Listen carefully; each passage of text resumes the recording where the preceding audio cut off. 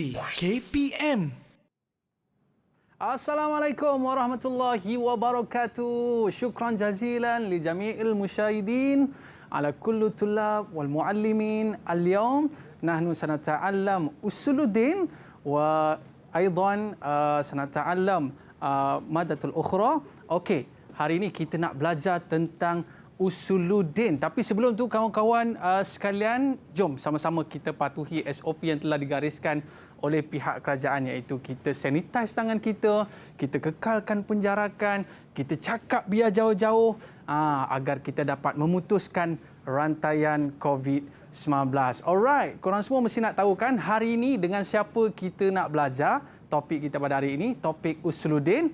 Jom kita tengok profil cikgu kita.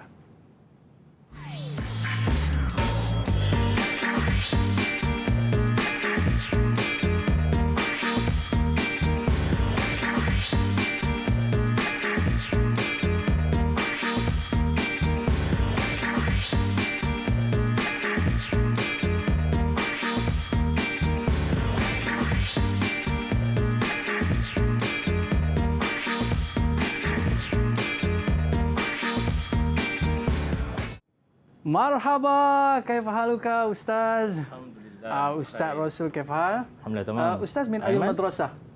Ana alhamdulillah bkhair. Ustaz min ayul madrasah? من المدرسة الثانوية لغة عربية في طنطا ما شاء جهور. الله. ما رأيك عن هذا المادة أستاذ؟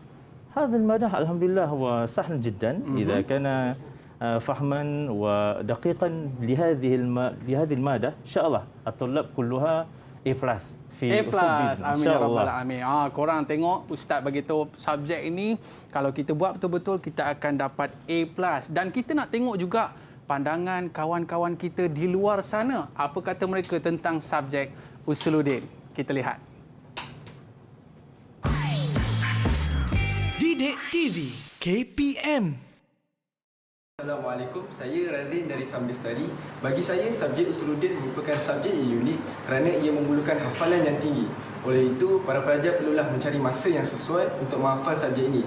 Seperti saya akan menghafal pada waktu sebelum subuh. Jadi, nasihat saya kepada semua para pelajar agar tidak menghafalnya semata-mata tetapi mempraktikkan di dalam kehidupan seharian. Harapan saya kepada semua calon SPM 2020 agar mendapat kejayaan yang cemerlang di dalam subjek usuluddin di SPM nanti. Hai, Assalamualaikum. Nama saya Nurfahana Hani binti Syarani, pelajar MRSM Balik Pulau, Pulau Pinang. Saya merupakan pelajar SPM pada tahun 2020. Baiklah, saya ingin berkongsi beberapa tips sebelum menghadapi peperiksaan SPM. Yang pertama, banyak melakukan soalan percubaan SPM dari negeri-negeri lain. Yang kedua, solat hajat, solat sunat, baca Quran dan sebagainya. Dan yang terakhir sekali, menjaga kesihatan diri, makan, minum sentiasa terjaga. Sekian itu sahaja dari saya. Terima kasih. Assalamualaikum, nama saya Idham dari Sambil Study. Pada saya, subjek usuluddin ialah subjek yang sangat menyeronokkan, khususnya dalam bidang tafsir kerana saya dapat mentadabbur Al-Quran, seterusnya memudahkan hafalan dan saya dapat praktikkan dalam kehidupan seharian. Kepada rakan-rakan calon SPM, fokuskan untuk memahami suatu topik kerana ia dapat membantu kita untuk menjawab soalan dengan lebih tepat, seterusnya mencapai A+ dalam SPM 2020. Sebagai seorang pelajar yang akan menduduki SPM pada tahun ini, saya kena kenal pasti apa kelebihan dan kekurangan saya. Jadi saya dapat tahu yang saya memang kuranglah dalam subjek BM dan sejarah. Jadi saya kena fokus sikit pada subjek-subjek ni. Saya bersyukur sebab Didik TV ni banyak panggil cikgu-cikgu kreatif dari seluruh Malaysia untuk ajarkan teknik-teknik diorang tu sendiri. Jadi saya dapat tahu dan saya dapat pilih teknik yang terbaik untuk diri saya dan saya pun dapat baiki potensi saya dalam subjek-subjek tersebut. Wow, Fawaz, hebat.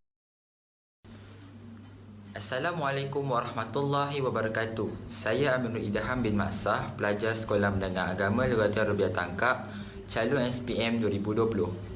Bagi saya, subjek usuluddin adalah subjek yang agak mencabar. Namun, jika kita membanyakkan latihan serta menghafal dan memahami setiap isi penting yang terdapat dalam setiap bab, insya-Allah kita akan dapat menjawab soalan dengan mudah dalam peperiksaan yang sebenar. Akhir kata daripada saya, bitaufiq wan najah fi imtihan. Didik TV KPM. Alright. Yang penting kita nak dapat A+ dalam subjek Usuluddin kita pada hari ini. Tapi jangan lupa, kawan-kawan kita ada sebut tadi, jangan lupa untuk kita berdoa dan kita minta kepada Allah untuk kita dipermudahkan segala urusan. Betul, Ustaz? Betul. Kadang-kadang study je tapi lupa nak minta kepada Allah SWT. Baik, Ustaz. Sebelum kita nak mulakan, jom kita ke meja sana untuk kita patuhi SOP yang telah digariskan oleh pihak kerajaan. Ni penting, Ustaz. Sebab apa? Bila kita sentiasa bersihkan diri, barulah kita dapat hindar pada wabak COVID-19. Betul, Ustaz? Betul. Okey, jom kita sanitize dulu tangan kita. Dan selain daripada sanitize, Ustaz, kita kena kekalkan jarak kita 1 meter. Alright. Bila kita dah cuci tangan kita, sekarang ni kita nak buka face mask kita dan seterusnya, kita jangan letak merata-rata pula ni face mask kita ni, dan kita masukkan dalam plastik yang kita bawa bersama dengan kita. Agak selepas ni kalau kita nak pakai semula, kita boleh pakai balik, Ustaz. Tak payah pakai face mask yang lain. Tapi janganlah pakai banyak kali pula kan. 8 jam aja. 8 jam sahaja, bak kata Ustaz. Alright, Ustaz. Kita nak kekalkan penjarakan. Mungkin Ustaz boleh terus ke sana. Okey. Alright, para penonton, kekalkan anda dalam keadaan bersih dan sihat, dan selepas ini kita akan bicarakan tentang topik Usuluddin. Kita nak study dan kita nak dapat A dalam subjek ni, Ustaz, kan? Betul. Alright, korang mesti nak tahu kan siapakah pelajar yang akan bersama dengan kita selepas ini. Kita berehat dulu seketika, kembali Road to Success SPM 2020. Didik TV KPM. Didik TV KPM. Ahlan wa sahlan bijadid ila barnamij Tariq ila Najah SPM 2020. كيف حالكم جميعا؟ اليوم معنا بعض أصدقاء التي سوف تكون معنا بطريق Google Meet. Hari ini akan bersama dengan kita pelajar-pelajar yang akan menyertai kelas kita pada hari ini. Ustaz Rasul, kan? Ya, alright, betul. siapakah pelajar-pelajar tersebut? Jom kita saksikan pelajar-pelajar yang akan bersama dengan kita. Yang pertama sekali kita ada Ehsan Syafi. Kaifa haluka? Alhamdulillah. Seterusnya, kita ada lagi pelajar-pelajar yang bersama dengan kita pada hari ini. Kita ada Arina, kita ada Muhammad Faiz, Nurul Wafika, Muhammad Najmuddin dan juga Wafa Iza. Kaifa halukum jami'an? Kaifa halukum jami'an? Alhamdulillah. Hal antum musta'iduna ayyuhat tullab? Adakah awak semua bersedia ni, pelajar-pelajar semua? Musta'id. Oh, Masya Allah. Okey, Ustaz. Saya rasa dia orang ni pun nampak muka-muka ni, muka-muka suci lah, bak kata orang kan. Dah tak sabar nak menduduki SPM ini. Tanpa melengahkan masa lagi, Ustaz, mungkin kita boleh start kelas kita, Ustaz? Boleh, insyaAllah. Alright. Dipersilakan, Ustaz Rasul. Okey, terima kasih Dayan Aiman. Bismillahirrahmanirrahim. InsyaAllah, jadi sedikit biodata. Okey, untuk makluman, subjek Usuluddin adalah subjek yang pertama dalam kalangan subjek kurikulum bersepadu dini. Dalam subjek kurikulum bersepadu dini KB Dini, Usuluddin adalah subjek yang pertama, iaitu 5401. Baik, ini sedikit perkenalan saya, tak ada masalah. Okey, kemudian untuk awal-awal ni kalau lihat, saya paparkan berkaitan dengan macam mana pelajar nak skor A+, A- dan A. Kenapa kita paparkan dahulu? Supaya apa? Supaya pelajar dia boleh nampak dulu di mana dia nak tasarkan markah yang dia nak dapatkan untuk nak dapat skor A+, skor A- dan skor A. So kalau kita lihat pada paparan yang pertama ni, untuk skor A- ni ataupun A tolak ni, untuk pelajar dah dapatkan 77%. Untuk kertas yang kita bincangkan sekarang ini untuk hari ini adalah kertas untuk ujian bertulis. Yang kertas untuk ujian lisan ni 5401 2 ni dah selesai dah. Dah selesai. Ya. So sekarang kita nak bincangkan, kita nak bantu pelajar dari sudut bagaimana nak mendapatkan markah untuk kertas satu kertas bertulis. Jadi kalau untuk kertas satu bertulis, kalau mereka nak dapatkan skor A dalam kalangan A lah, itu A yang paling rendah, A-. So mereka kena dapatkan soalan pertama untuk setiap soalan lah. Setiap soalan untuk kismu alif dan juga kismu ba, untuk setiap soalan mereka kena dapatkan sekurang-kurangnya 15/20. Maka bila mana ditotalkan, totally mereka akan dapat 77%. Jadi ini markah untuk A. Ini untuk A-. Alright. Mana semakin lama semakin tinggi lah ni kan. Masya-Allah. Okey, kalau dia nak dapat A pula, so 83% markah keseluruhan. So dia punya markah untuk lisan pun naik sikit lah. Naik sikit. Kemudian untuk kertas keseluruhan pula kertas bertulis untuk kes mualif dan kes mubah pula dia kena dapatkan 16/20. 16 dan ini pun nampak senang ke susah. Nanti kita akan bincangkanlah. Nanti saya akan dedahkan dan akan bantu para pelajar macam mana nak dapatkan markah 15, 16 yang sememangnya sangat mudah untuk pelajar nak dapatkan markah-markah tersebut. Walaupun mungkin ada yang berpandangan bila mana saya pergi ke beberapa buah sekolah dan saya bertanya dengan pelajar secara peribadi dan dengan guru juga saya tanya, bila mana kita tanya dia kata, oh susah, subjek ini susah. Bila mana kalau tak tahu teknik, tak tahu dia punya tips macam mana nak menjawab, memang semua akan lihat, oh memang subjek Arab ni totally memang hafal. Ada bahagian-bahagian yang perlu kita fokuskan, Ustaz? Yes, ada bahagian kita fokus. Okey, untuk dapat A+ pula, okey, makan lagi tinggi tu kan, 91. Dia 90 ke atas, A+. So, untuk bahagian lisan ni, dia kena dapatkan markah 28 ke atas peratus. Ya. Kemudian untuk markah untuk bertulis pula, dia kena dapatkan 17 markah ke atas. Maka dia boleh dapat, insya-Allah boleh dapat A+ dalam kertas Usuluddin. Ni anak murid Ustaz semua kan? Semua murid saya. Dia saya. ni biasa dapat A yang macam mana, Ustaz? Majoriti semua dapat A+ pun ada. Wow. Yang A pun ada, yang A- pun ada. Saya nak tahu Ehsan ni dia senyum ni, dia dapat A mana ni. Okey Ustaz, mungkin ada rahsianya, ada perkaranya mungkin Ustaz boleh bongkarkan. Okey, nanti kita akan bongkar. Okay, kita lihat pula seterusnya. Okey, untuk Usuluddin ni, satu tips ataupun satu formula yang saya telah reka untuk nak membantu pelajar, iaitu saya namakan untuk kes mualif ni, untuk Usuluddin keseluruhannya, dia ada dua formula yang pelajar perlu ingat. Yang formula ni sangat-sangat bantulah. Yang pertama adalah formula saya namakan Bafita. Dah macam nama roti pita gitulah. Bafita. Tapi ini sebenarnya nak bantu belajar. Dan yang kedua Bafigo. Dah macam Estrogo, tak kisahlah apalah kan. Bafita ni adalah ringkasan kepada baca, faham, ingat, tawakal. Maksud di sini, untuk kes mualif ni 20 soalan, 20% ni pelajar memang totally kena hafal, kena faham dan kena ingat. Dan kita dah bincangkan yang lepas. Nanti kita akan lihat semulalah soalan-soalannya. Dan ada beberapa tips yang saya akan dedahkan kepada pelajar-pelajar, calon-calon SPM 2020, macam mana nak dapatkan 15, 16 dan mungkin 20 markah pun boleh dapat untuk kes mualif. Boleh saya? Boleh, tak ada masalah. Sebab pelajar-pelajar yang ada ni pun mereka ada di kalangan mereka yang berjaya dapat 20, tak ada masalah. Wow. Kalau mereka boleh, apatah lagi yang lain kan? Betul, okey, baiklah. Jadi kita akan lihat sekali imbas satu persatu soalan untuk kes mualif ni yang ada sebanyak 20 soalan ni. Baik. Untuk bahagian pertama, okey, soalan 1 hingga 5 adalah soalan isi tempat kosong. Yang lepas kita dah bincangkanlah, kita dah bincangkan soalan ni. Okey, kalau mungkin saya boleh nak flashback balik, minta pada pelajar-pelajar yang berada di Google Meet ni, kalau boleh refresh balik, apakah antara teknik yang saya sharekan kepada mereka dan kepada semua ketika mana dalam pertemuan yang lepas. Mungkin Wafikah boleh beritahu? Silakan, Wafikah.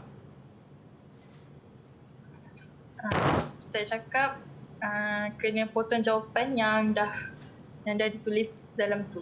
Yang dah ditulis? Ruangan jawapan. Mana yang dah dijawab, jawapan tersebut kena dipotong. Okey. Bagus, Wafikah. Terima kasih. Lagi satu. Mungkin Faiz?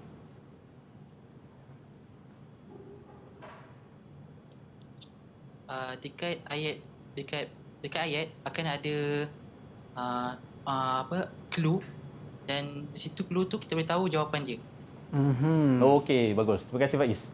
Okey, baik. Jadi itu dua tips yang saya share yang lepas. Yang lepas tu mungkin dia lebih fokus, saya cakap potongkan jawapan yang telah ditulis. Okey, contoh. Saya minta mungkin Arina, apakah jawapan nombor 1 Arina?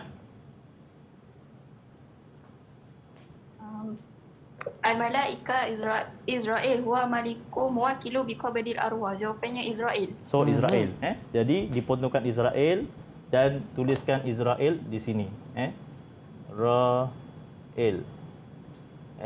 Dan kemudian ada tak dia punya pengganggu? Ada. Pengganggu dia mana? Israfil. Israfil. So Israfil pun perlu dipotong bersama. Okey, ini teknik lepas yang telah kita bincangkan. Terima kasih Arina. So untuk calon-calon, bila mana menjawab soalan ini, bagi mengelakkan akan berlaku pengulangan jawapan. Sebab bila mana penandaan berlaku, ada calon-calon yang dia terjawab sekali lagi. Oh. Sebab apa? Mungkin sebab dia tak semak lah di hujung kan. Sepatutnya dia kena semak supaya jawapan yang sama tidak berulang. Ataupun mungkin dia rasa jawapan tu adalah jawapan yang sama. Sedangkan untuk makluman, setiap jawapan adalah berbeza. Tak ada jawapan yang sama. Bahkan dilebihkan pula dengan jawapan tersebut. Soalan 5 tapi ada 8 jawapan. Tapi pengganggu tu pun kena potong juga? Yes, pengganggu tu pun kena potong. Contoh macam soalan kedua. Kalau soalan kedua jawapan dia apa ya, Najmuddin? Ta'taqidu firqatul mu'tazilah annal khilafah la tahtasu fi Quraisy bilan nas fiha sawa.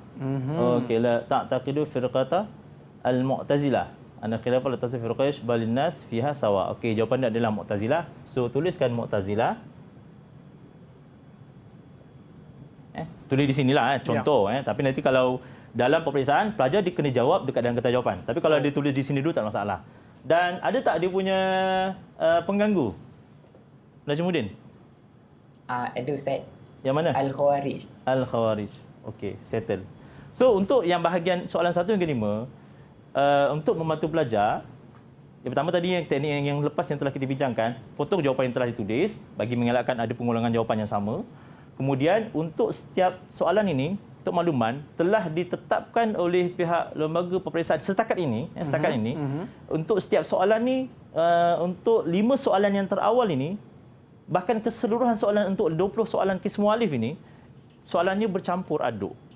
Dia tak fokuskan contoh 1 hingga 5 semua tauhid. Tak. Di sini kalau kita lihat 1 dan 2 adalah soalan tauhid. 3 dan 4 adalah soalan tafsir dan 5 adalah soalan akhlak. So kalau pelajar tu dia sebagaimana yang tadi Ehsan dia bagi tahu, kita boleh kenal pasti jawapan untuk setiap soalan ni dengan kita melihat pada setiap ayat tu kita boleh tahu dah. Sebab pelajar ni semua dah belajar selama 6 tahun, 5 tahun. So dia dah boleh, insya-Allah saya yakin dan percaya semua pelajar, hatta kalau pelajar yang lemah sekalipun, kalau dia baca malaikat dia tahu dah tajuk apa. Malaikat takkan keluarkan tajuk akhlak. Betul. Malaikat takkan keluarkan tajuk tafsir. Even Jibril je lah ada kan. Okey, ada. Tapi Jibril lah saja. Tapi tak disebut Jibril di sini. So, di sini boleh bantu pelajar kena baca. Kemudian dia boleh labelkan dulu, okey ini soalan tauhid. Pada jawapan pun dia boleh tahu. Dia tengok Al-Khawarij, tauhid. Hak dalam bab tafsir. Mu'tazilah tauhid lagi. Wahyu tafsir. Israfil tauhid, syirik dalam bab tafsir sebab kita dah tahu tadi tafsir sahaja. So takkan ada soalan hadis, takkan ada soalan sirah. Adil adalah bab akhlak. So dia dah ada jawapan kat situ. So mula-mula dia kena kenal pasti dulu bahagian soalan. Dia tengok pastikan soalan itu semua dalam bab yang mana. Di situ dia akan dapat kenal pasti jawapan. Ini berapa markah ni Ustaz? 5 markah. 1 soalan 1 markah. Sayang kalau tak betul ni saya. Tu sayang kalau tak betul. Tak betul 1. Kalau dia ulang jawapan yang sama pun lagi silap lagi sayanglah markah tu. Betul. Okey.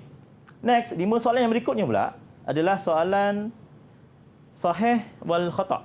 Okey. Soalan ini biasanya kalau dalam PT3 pelajar-pelajar ni semua dah melalui macam-macam jenis peperiksaan. Kalau ada jumpa soalan dalam PT3, soalan ini adalah berbentuk betul salah.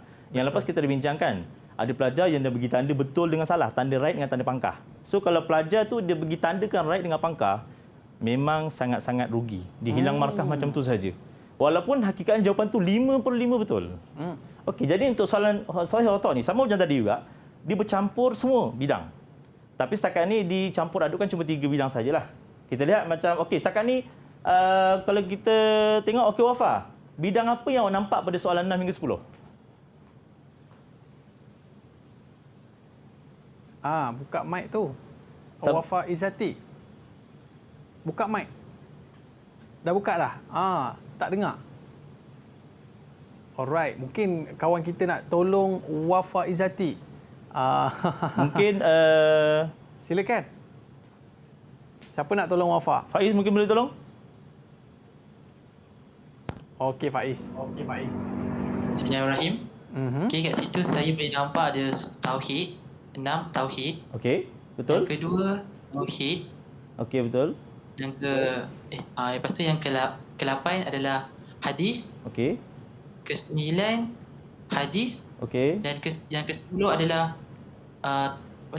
sirah. Okey, bagus. Tahniah Faiz. 5/5. Maknanya dari segi bab yang ditanya dalam soalan ni dia dah dapat tahu soalan tu dalam bab yang mana.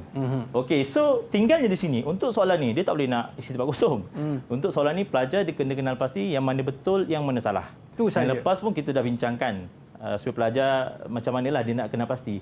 Cumanya detailkan di sini untuk makluman, pihak lembaga dia telah tetapkan satu garis panduan walaupun baru setahun soalan ni mana-mana pada tahun 2019 kan, baru tahun pertama lah untuk, dan tahun ni adalah tahun kedua. Pelajar ni adalah batch kedua untuk SPM. Jadinya, untuk ketetapan yang telah ditetapkan setakat ini, memandangkan soalan ini adalah sahih atau tak, so pembahagiannya adalah 3:2. Oh. So kalau pelajar dia jawab soalan ni, pastikan jawapan dia adalah salah satu 3 dan salah satunya 2. Kalau anda kata dia tanda, dia tulis sahih itu ada 3, so dua lagi adalah khata'. Kalau dia sebaliknya, yang sahih itu 3, yang khata'nya 2, okey, macam itulah keadaannya. Dia takkan berlaku 5-0. Walaupun mungkin ada bola ke kan malam tadi yang kalah. Okey, 5-0 takkan berlaku. Kalau semua sahih, Ustaz? Kalau semua sahih Problem tu tu. okey. Andai kata kalau pelajar tersebut, pelajar yang mungkin saya kira pelajar yang bila mana dia baca kenyataan-kenyataan yang diberikan ni, dia tak faham langsung. Kita boleh kategorikan pelajar yang lemah lah, pelajar lemah. Untuk membantu mereka, pelajar-pelajar lemah, mereka mungkin takkanlah mereka nak pergi teka atau main tembak. Betul. Saya rasa nak tembak lah, sahih tak sahih. Dia main tembak macam tu. Jadi dia akan rugi sekiranya susunan itu salah, automatik dia salah kan. Jadi untuk bantu pelajar yang lemah ini, dia tak faham langsung, dia tak tahu mana satu betul dan mana satu salah. Jalan terbaik bagi mereka yang kena pilih 5-0. Dia pilih satu je jawapan. Okey. Sama ada sahih semua atau khata' semua. So dia akan betul 2 atau 3. Daripada dia main tembak, so dia akan pilih 5-0. Ada juga kena. Ada juga kena. Daripada dia main tembak-tembak. So 5-0 tu adalah pilihan pelajar yang dalam kategori lemah. Pelajar yang cemerlang, pelajar yang sederhana, even kalau pelajar yang saya kira yang lemah pun mungkin dia boleh faham beberapa ayat dan dia boleh kenal pasti betul atau salah. So dia baca dulu ke 5 ayat, tengok dulu mana betul mana salah. Lepas tu baki tu, contohlah kalau dia faham satu je yang dia tahu salah atau betul. So yang baki tu dia pilihlah satu lagi jawapan. So macam saya dulu Ustaz, saya teringatlah Ustaz, saya buat semua sahih. Tapi yang mana saya tahu mungkin 1-2 soalan yang saya tahu tu saya jawab betul-betul. Samalah kita. Yalah samalah sebab itu kita masa belajar pun kita tak berapa faham sangat kan. Jadi itu adalah antara teknik yang boleh membantu pelajar. Okey, next untuk soalan yang ke-11 hingga 15. Okey, soalan ni dia lebih kurang sama seperti soalan 1 hingga 5. Iaitu isi tempat kosong. Cumanya ni lagi mencabarlah sebab tadi 1 hingga 5 cuma 3 sahaja soalan yang ada penyamar. Tapi 11 hingga 15 ni, semua soalan ada penyamar. So pelajar memang, saya boleh kategorikan kalau dalam soalan kes mualif ni, telah ditetapkan oleh lembaga, dia ada 20 soalan, kemudian ada aras sederhana, lemah dan juga tinggi. Ya. Aras sederhana, aras mudah ataupun aras yang rendah ada 10 soalan. Dan aras sederhana ada 6 soalan, aras tinggi ada 4. Saya boleh kategorikan soalan yang 11 hingga 15 ini dalam kategori soalan yang mungkin aras tinggi. Sebab kalau pelajar tak faham, dia tak boleh nak agak mana satu jawapannya. Dan jawapan yang diberikan pula, penyamar yang direka itu pula, bukan penyamar yang jauh. Diletakkan dalam kategori penyamar yang sama. Contohlah soalan sama-sama lah, Contoh soalan utama. Okey. Umar Abu Bakar radhiyallahu anhu berkitab Al-Quran maka tabak. Okey. Dan jawapan ini pun adalah dalam kategori para sahabat yang telah menulis Al-Quran. Kalau pelajar tu dia faham dan dia tahu siapa yang sebenarnya yang diarahkan oleh Abu Bakar, so dia tahulah. Okey, kalau kita tengok mungkin Najmuddin boleh tolong apakah jawapan yang ke-11? Okay. Amaro Abu Bakar radhiyallahu anhu Zaid bin Sabit di kitabatil Quran ma kataba baina yadi Rasulullah sallallahu alaihi wasallam wa faqihir Umar radhiyallahu anhu. Okey, jadi jawapannya adalah Zaid bin Sabit. So terima kasih, bagus Najmuddin. So kalau pelajar tu dibaca, dia tahu sirah ni memang saya kira memang majoriti semua pelajar lah. Dahsyatlah. Dengan belajar. Kan? Saya sendiri pun memang sirah sejarah Melayu ke sejarah Malaysia ke sirah yang pendidikan Islam pun memang kategori yang lemah lah masa belajar dululah. Tapi bila kita jadi cikgu ni memang tak nak kita kena faham kan. Maknanya dia kena baca lah Kena baca lah, kena baca. So kalau pelajar dia tahu insya-Allah jawapan ini. Dan untuk 11 hingga 15 ni, pelajar dia tak ada satu panduan dia nak bantu mereka untuk dia nak Maksudnya nak Keyword pilih jawapan lah. yang depan dia tak boleh. Oh. Keyword pun tak ada. So Okey. memang senang cerita 11 hingga 15 ni bergantung sepenuhnya pada bacaan, Kefahaman dia baca, mereka. dia faham, dia ingat Dalam kelas. Dalam kelas. Okey. Kalau dia baca, dia tak faham dan dia tak ingat apa yang dia baca, so tak berguna jugalah. So tak sekali memang senang cerita ramai yang kantoi pula. Ramai yang mungkin tembak di bahagian sinilah. Sebab dia rata-rata pelajar yang lemah, dia akan kurang faham kebanyakannya. Jadi Kalau dia nama akan tu dia tembak tulis Zaid bin Sabit, Ustaz Rasul dengan Dai Aiman, confirm lah jawapannya Zaid confirm bin lah Sabit lah. ya. Kalau ada kata letak Zaid Sabit, kiri kanan tu nama kita, Alright, betul memang lah, confirm Sat. pelajar tahu. Tapi kalau macam ni, dalam kategori orang yang sama kan, di kalangan sahabat yang menulis Quran. So memang pelajar yang baca dan faham sajalah dia akan dapat. Macam ni juga soalan 12. Mustaqizun, musta'idun, muntabihun. Ashabul Kahfi ni, mereka ni macam mana ketika mana mereka ni berada dalam gua tu kan? Ketiga-tiga ni membawa maksud yang sama. Ya. Mustaqizun sedar. Berjaga. Betul. Musta'idun dia berjaga-jaga sama juga.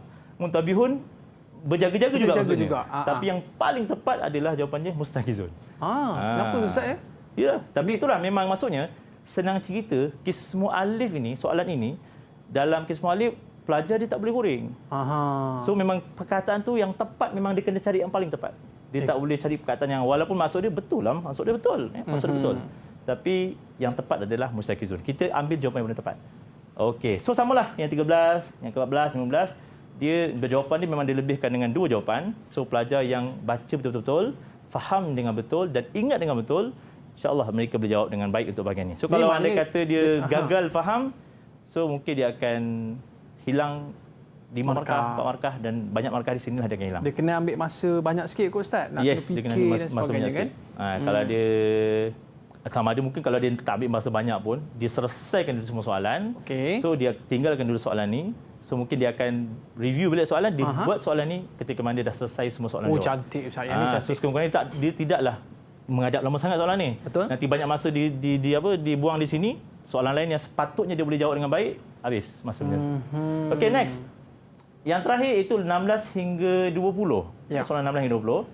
Okey, tadi 1 hingga 15, majoriti ke-15 soalan tu semua bercampur aduk. Untuk soalan yang terakhir ni, 16 hingga 20 ni, dia difokuskan mengikut bab. Dia dah fokuskan. So pelajar untuk bahagian 16 hingga 20 ni, pelajar dia dah boleh fokus. Sebab contoh macam 16 hingga 18, hanya dalam bab akhlak. Riya, zalim, ikhlas, khianat, al-kadhib. So memang kesemua ni dalam bab akhlak. So pelajar dia tak terganggu dengan mungkin dia nak ingat sirah ke, dia nak ingat hadis ke, dia nak ingat tauhid, tak, dia tak terganggu lah. So dia fokus pada sirah saja. So kalau dia baca sekali itu insya-Allah dia boleh faham. Dia boleh tahulah jawapan di mana.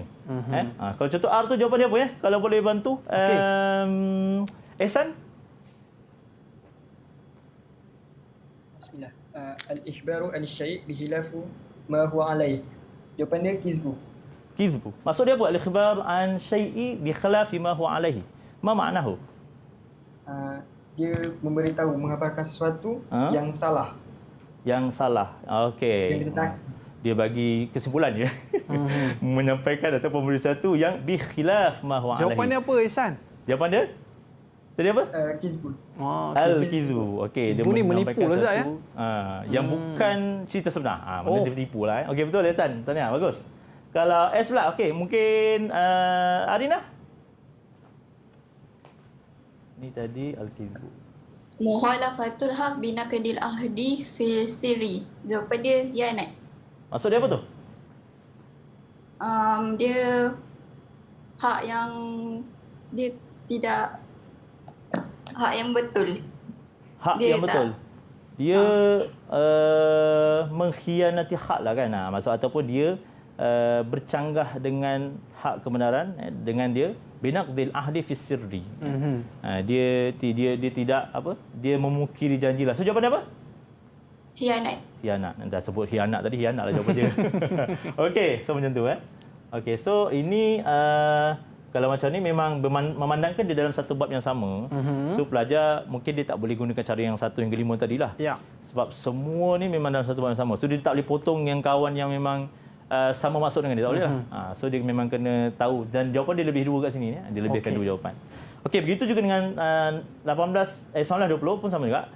Dia letakkan dalam bab yang sama iaitu bab hadis. So Jawapannya sama juga, dilebihkan dengan 2 jawapan. So, di sini untuk makluman semua calon, soalan usuluddin ni, bahkan saya kira semua soalan KBD yang bahasa Arab ni, untuk nak mungkin kalau soalan-soalan subjek lain, bahasa Melayu, sejarah dan sebagainya, mereka ada teknik dalam memberikan soalan kebat. Tapi untuk soalan bahasa Arab ni, dia tak ada, ataupun usuluddin lah, khusus untuk usuluddin ni, dia tak ada kebat yang merisaukan pelajar. So, pelajar jangan risau. Dia tak ada kebat yang maksudnya macam, habis pening, tak dapat jawab. Kebat dalam soalan usuluddin ni, soalan usuluddin itu sendiri dah kebat. Bahasa Arab tu sendiri dah kebat. Kerana pelajar pun dah pening lah. Apa benda lah ni. Sebab pelajar pun semua bukan level yang dalam keadaan yang semua boleh faham. Jadi soalan usuluddin itu sendiri, bahasa Arab itu sendiri kebat. Yang kadang-kadang menyukarkan pelajar untuk jawab. Nak faham pun dah susah. Nak faham pun dah susah. Macam tadi kan, ayat yang kedua tadi kan, yang minat qali ahdi pun. Itu pun pelajar pun pening dia nak menterjemahkan sendiri. Betul. Jadi apatah lagi kalau mungkin pelajar-pelajar lain. Okey, ini adalah untuk Qism Alif. So Qism Alif 20 soalan ni tadi, pelajar dia kena pastikan dia kena faham dengan baik untuk semua soalan ini. Dan kerana apa? Kerana tadi semua soalan tu adalah ba fi ta. Baca, faham, ingat, tawakal. Kalau dia tak baca, dia tak faham, dia tak ingat, macam mana nak tawakal? Macam ta tu hilanglah. Kalau dia tak baca, tak faham, tak ingat, dia tak boleh nak tawakal. So ta tu akan muncul bila mana dia dah baca, faham dan ingat. Ba fi ta lah, ba fi tu. Okey, next kita boleh pergi ke Qism Mubah. Okey, tafadhal. Okey, next. Qism Mubah ni yang banyak sikit. Qism Mubah ni yang memakan masa banyak sebab Qism Mubah ni 80%. Qism Alif tadi cuma 20% je. So pelajar dia just kena dapat 15, kita markah begitulah. Yang Qism Mubah ni yang begitu banyak, markah dia besar, 80%. So pelajar kena betul-betul dapatkan markah yang banyak pada bahagian ini. Baik, Qism Mubah ni pula dia ada 2. Dia ada bafita, dia ada bafigo. Bafita sama macam tadilah. Bafita baca, faham, ingat dan tawakal. So bafita ni dalam peratus untuk soalan yang berada dekat dalam apa nama dia soalan Qism Mubah ni adalah 15% sahaja. Mana bilangan soalan yang ni markah lain. Ini adalah bilangan soalan. Manakala soalan yang berbentuk bafigo iaitu baca, faham, ingat dan dia boleh goreng. 75%. Maksudnya soalan yang dia boleh goreng tu lagi banyak daripada soalan yang dia tak boleh goreng. So pelajar untuk mendapat markah sekitar dalam 70-60% tu sangat cerah. So pelajar dia jangan risau, dia tak perlu nak terlalu saya boleh katakan ada saya terdengar ada pelajar cakap, "Ustaz, usuluddin ni susah Ustaz, kena hafal banyak sangat." Yes, pada asalnya kalau kita tak faham kita akan merasakan usuluddin kena hafal. Hakikatnya usuluddin bukan menghafal. Cuma sekitar 15% sahaja yang kita perlu hafal. Baik, kita akan lihat apakah dia yang kena hafal tu 15% dan apakah dia yang 75% yang kita tak payah hafal, sebenarnya kita kena baca, faham dan ingat. Okey, yang pertama.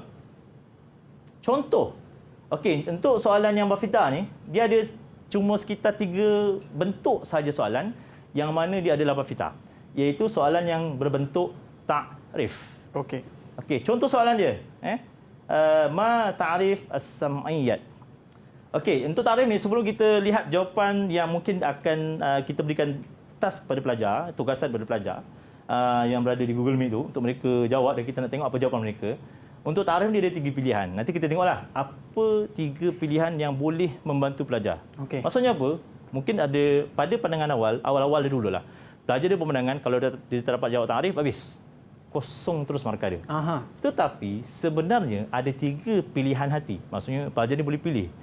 Sama ada dia nak pilih dengan pilihan pertama, pilihan hati kedua atau pilihan yang ketiga, nanti kita akan dedahkan. Okey, sebelum tu kita boleh bagi satu task kepada pelajar untuk dia jawab dulu. Nanti kita nak tengok apakah jawapan yang mereka berikan untuk ta'rif sam'iyyat ni. Boleh? Sekitar dalam 10-15 saat. Tapi tang goreng tu Ustaz ya. Saya suka bila Ustaz sebut bafigo. Tadi awal-awal bafita. Bafita baca, hafal, ingat, tawakal. Tawakal ni kita berserah je lah. Berserah lah. Tapi lepas dah baca dah faham ingat lah. Lepas dah baca lah. Tapi kadang setengah tu dah tak ingat sangat dah macam mana tawakal. Tawakal lah sudah. Tapi yang part yang kedua ni best. Dia bafigo. Baca, hafal, ingat dan goreng. Itu yang sangat-sangat pelajar sebenarnya. Lepas ni saya boleh cerita saya. Tips untuk goreng tu. Tips untuk goreng tu. Biasa tengok tanya mak-mak kita goreng macam mana. Rupanya dalam exam pun ada goreng. Boleh juga goreng. Dan dalam usuluddin ni boleh goreng. Okey, dah siap? Silakan. Okey, mungkin kita boleh minta tolong Wafiqah. Apa jawapan awak? Boleh bacakan jawapan awak tulis untuk ta'rif sam'iyyat? Jawapan saya, ma kana tariqul ilmi بحسم الوارد في القرآن والسنة مما ليس العقل فيه مجال. Okey, bagus. Markah penuh tu. Okey, bagus. Okey, tahniah. Mungkin kita boleh tengok jawapan yang pula daripada Wafa. Dia Wafa ni nombor dia berkurang je. Silakan. Wafa? Mikrofon okey Markah? Okey, mikrofon okey dah. Okey, cuba. Jawapan Ustaz. Ya. Maka tariqul ilmi bihasam al-warid fil Quran atau sunnah mimma laysa li'aqli fiha majal. Okey, samalah. Aman sama macam Wafika. Okey, bagus. Okey, terima kasih. Ada tak jawapan lain selain daripada Wafi dan Wafika? Wafi dan Wafika. Wafikah dan juga Wafa. Ada? Semua sama. Ada Ustaz. Okey, Faiz. Saya punya makan tariq al-ilmu biha as-sam'u. Maka tariq al-ilmu biha as-sam'u. Pendek je. Dia ambil separuh je. Separuh je. Separuh je. Okey, tak apa. Macam mana markah nanti kita tengok. Okey. Yang terakhir, mungkin ada selain daripada Wafika, Wafa dan juga Faiz. Ada? Ada Ustaz. Ya, Najmuddin. Suku pula. Okay. Al-umur, jawapan dia, al-umur ghaibat allati tazkiru fil Quran aw sunnah la qudrah lil aqli fi bahsihi.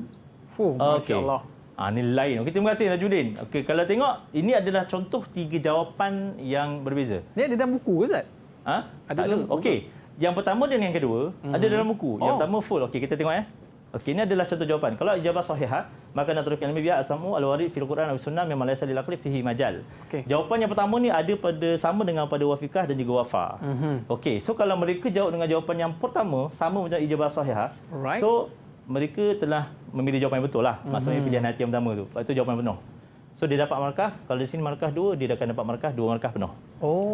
Habis tu manakala jawapan yang lain tu, okey, kita tengok jawapan tadi, jawapan Faiz. Ya. Dia jawab sampai as-sam'u saja. Okey, as-sam'u pun boleh diterima. Tetapi markahnya cuma 1 markah sahaja. 1 je. Maksudnya di sini, kalau pelajar tu dia tak jawab, dia jawab, mungkinlah ada pelajar ni kadang dia hafal separuh. Dia nak hafal sampai hujung, mungkin dia mampu hafal sampai separuh saja. So, pelajar jangan tinggalkan terus jawapan tersebut. Tulis jawapan tu. Walaupun separuh. Sekurang-kurangnya insya-Allah dia akan dapat markah walaupun 1 markah. Tapi jawapan Faiz tu nampak mudah untuk ingat lah Ustaz. Yes, tapi markahnya sikitlah. Markahnya sikit. Okey, manakala kalau jawapan yang Najmuddin bagi tadi tu pula, jawapan dia lebih kurang macam nilah. Al-umur ghaibat allati tadhkuru fil Quran aw sunnah wa la qudrah lil aqli fi bahsihi. Maksudnya dia punya tarif ni, yang dia bagi ni dia lebih kurang mafhum. Ini bukan tarif. Yang Najmuddin bagi ni adalah mafhum. Maksudnya apa yang dia faham. Dia nak hafal tarif tak ingat. Ataupun mungkin panjang, ataupun mungkin dah begitu banyak dia hafal sampai dia terlupa. Jadi dia cuma mampu nak buat mafhum sahaja. Apa yang dia faham lah. Apa yang dia faham. Yang penting mafhum dia ni sama dengan tarif. Dia punya ayat tu cuma ayat dia ayat sendiri. Okey, senang cerita ayat sendirilah. So kalau pelajar yang jawab dengan pilihan ketiga, maka dia tetap dapat markah 1 markah saja. Tak dapat 2 ke Ustaz? Maknanya pelajar kalau dia walaupun dia jawab separuh ataupun dia jawab ayat dengan ayat sendiri, buat ayat penuh lah. Ayat yang sendiri tu dia pastikan ayat sendiri tu sama maksud dengan takrif yang penuh. Jangan ayat sendiri tapi sama maksud dengan takrif yang separuh, tak boleh. Itu tak ada markah. So ayat sendiri sama dengan takrif yang sebenar yang penuh. So dia akan dapat markah 1 markah. Tapi jawapan Faiz tadi selamatlah Ustaz. Maksudnya apa-apa saja yang disebutkan tentang takrif kaitan dengan samiat ni, bubuh jawapan tu boleh satu kot Ustaz. Dia bukan takrif samiat saja. Apa sahaja bab, dia dalam tauhid ada, dalam hadis ada, dalam ulum Quran ada, dalam sirah ada, dalam akhlak pun ada. Semua tu ada takrif. Jadi kalau pelajar dia tak boleh nak hafal semua, dia boleh je hafal separuh, tak ada masalah. Maknanya sekurang-kurangnya daripada dia tak hafal langsung ataupun daripada mungkin ada pelajar dululah, mungkin saya berpandangan ada dengan pelajar dia kata alamak tak hafal semua, buat apa nak hafal, nak tulis jawapan. Tak ada markah. Rupa-rupanya ada markah yang diberi walaupun jawapannya tulis hanya separuh saja takrif. Membantu untuk lulus kan? Membantu untuk lulus dan pelajar masih lagi boleh dapat markah. Maksudnya dari sudut penandaan tidaklah terlalu strict. Maksudnya masih lagi nak membantu pelajar, masih lagi nak bagi pelajar dapat markah. Ada bunyi-bunyi sikit pun jadilah. Ada bunyi-bunyi sikit boleh lah. Okey. Ini yang pertama. Ini kira 5% lah. 5% daripada ini. Dia kata ni 15% soalan yang memang dia tak boleh nak goreng. Okey, ini salah satunya. Yang kedua, soalan yang berkaitan dengan dalil nakli. Yang lepas pun masa yang kita jumpa Usuluddin yang awal dulu pun, ada menyentuh daya nakli kan. Okey, cuma daya nakli yang saya sentuh pada pertemuan yang minggu lepas, daya nakli itu berkaitan dengan kalau pelajar ditulis atau tidak berkaitan dengan qaul Ta'ala. Contoh pelajar dia tulis dalil, dia ingat allazina yu'minuna bil ghaib, tapi dia tak tahu Quran ke hadis. So kalau pelajar tu dia tak tulis ada masalah. Tak semestinya kena tulis, tapi kalau dia tulis lagi baik. Maknanya kalau dia tak tulis qaul Ta'ala, tapi yang penting dalil tu adalah daripada Quran dan hadis, pelajar tu akan dapat markah. Sebab yang menanda ni semua alhamdulillah, semua keluaran-keluaran Universiti Al-Azhar, Mesir, daripada Jordan dan sebagainya. So semua hafal, insya-Allah dari Quran tu semua dah hafal. So insya-Allah guru-guru yang menanda ni sekali baca ayat Quran dan hadis yang pelajar tulis ni, insya-Allah dia boleh tahu sama ada Quran atau hadis. Tapi pernah juga masa ujian peperiksaan percubaan yang lepas, ada pelajar ni dia cuba nak kelentong cikgu. Ini pengalaman. Dia pergi gabungkan ayat Quran dan hadis. Allahumma kama hasanta khalqi wa kana Allahu samian basira. Allah kama hasanta khalqi, Allahumma kama hasanta khalqi itu hadis. Kemudian dia pergi letak innallaha samian basira.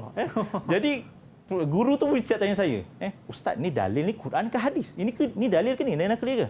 Sekali baca mula saya macam tak dapat nak agak lah, tapi bila baca balik, ini digabungkan Quran hadis ni ustazah, tak boleh. Jadi andai kata pelajar dia daya nakli ni tak ingat mana-mana pun, pastikan untuk daya nakli ni mungkin pelajar sebahagiannya dia mungkin beranggapan daya nakli mesti ambil dalam kitab. Tapi apa yang saya nak dedahkan di sini, untuk daya nakli ni pelajar tak semestinya ambil daripada dalam kitab. Yang penting di Quran, yang penting hadis. Dan yang penting dia ada kaitan dengan tajuk sam'iyat ataupun apa tajuk yang dia tanya. Dan untuk daya nakli ni dia cuma tanya dalam 2 bab je, iaitu bab tauhid dan juga bab akhlak. Tafsir, hadis, sirah tak ada langsung menyentuh tentang dalil. So pelajar pun dia dah boleh kurangkan lagi lah dari sudut dia punya pemahaman untuk dalil nakli ni. Dan daya nakli pun kalau keluar dalam peperiksaan, kebarangkalian untuk soalan ini keluar cuma sekitar 1 atau 2 soalan saja. Maknanya kalau tauhid keluar 1, akhlak dia keluar 1 lagi soalan. Tak banyak. Tak banyak. Cumanya ialah pelajar tak tahulah soalan mana yang keluar kan. Okey, jadinya untuk daya nakli ni, contoh soalan kita ambil soalan tahun lepas 2019. Okey, mungkin kita boleh minta pelajar untuk cuba menjawab dulu. Tapi sebelum tu Ustaz, ini soal.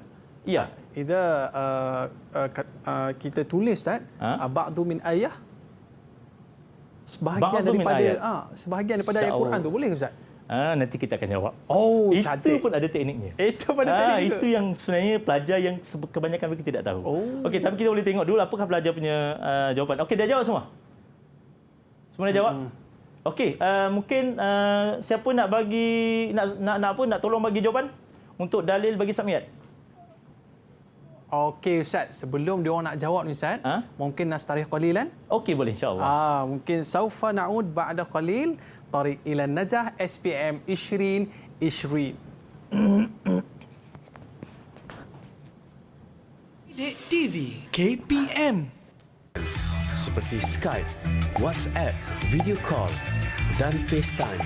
Letakkan tangan di dada sebagai tanda hormat dengan ucapan salam bagi menggantikan bersalaman dan bersentuhan. Jauh semeter namun kekalkan interaksi. Bersama-sama putuskan rantaian COVID-19.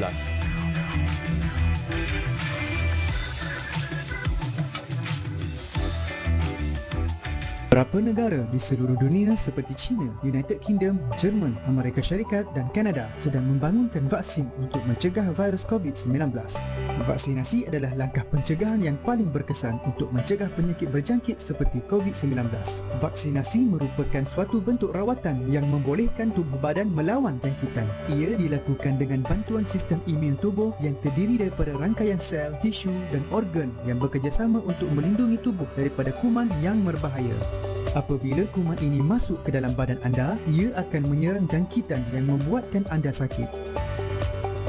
Sistem imun badan anda bertindak seperti pasukan tentera yang sentiasa melakukan rondaan di dalam badan. Apabila kuman masuk ke dalam badan, ia akan memberikan amaran seperti penggera dan sel-sel imun yang bertindak sebagai tentera akan diaktifkan untuk melawan dan membasmi kuman berbahaya tersebut. Kemudian, sistem imun anda akan menyimpan memori mengenai kuman tersebut supaya dapat bertindak balas dengan segera untuk jangkitan yang sama pada masa hadapan. Tindakan perlindungan ini digelar immunity, di mana dalam beberapa kes tertentu ia dapat bertahan selama seumur hidup. Oleh itu, vaksinasi adalah sangat penting untuk memberikan perlindungan kepada semua individu yang tinggal di dalam komuniti. Adalah penting untuk Malaysia bekerjasama dengan negara-negara yang sedang membangunkan vaksin COVID-19 bagi menjamin kesihatan dan kesejahteraan warga Malaysia untuk jangka masa panjang. Pada masa yang sama, terus membudayakan norma baru dalam kehidupan seharian. Pesanan komuniti ini dibawakan oleh Musti dan ASM.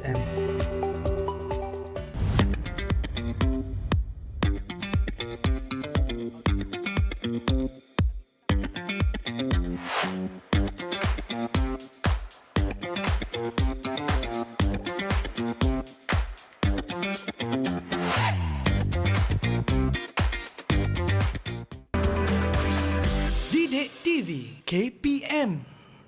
Alright, ahlan wa sahlan. Enta ma'ana Tariq ilan najah SPM 20. Okey, ayuhat tullab. Amal ijab soal, tafadhal. Okey, siapa nak jawab? Boleh? Okey, silakan Wafa. Qala Allah Ta'ala Allazina yu'minuna bil ghaibi wa yuqimuna as-salah. Sadaqallahul azim. Okey. Okey, bagus, betul. Terima kasih Wafa. Ada lagi satu jawapan? Wafika.